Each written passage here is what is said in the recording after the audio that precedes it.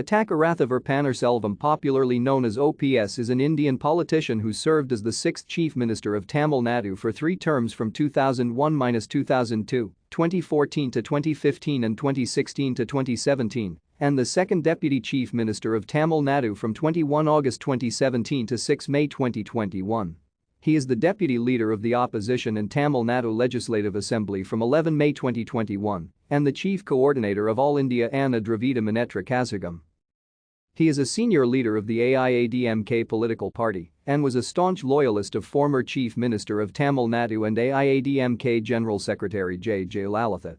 His first 2 terms as Chief Minister came when he replaced Jayalalitha in the role after she was forced to resign by the courts. His third term began following Chief Minister Jayalalitha's death and ended 2 months later. Edappadi K. Palaniswamy was appointed as the Chief Minister by Tamil Nadu Governor C. Vijayasagar Rao. He was sworn in as the Deputy Chief Minister of Tamil Nadu on 21 August 2017. Thank you for watching. Like and subscribe if you would like to view more of our videos. Have a nice day.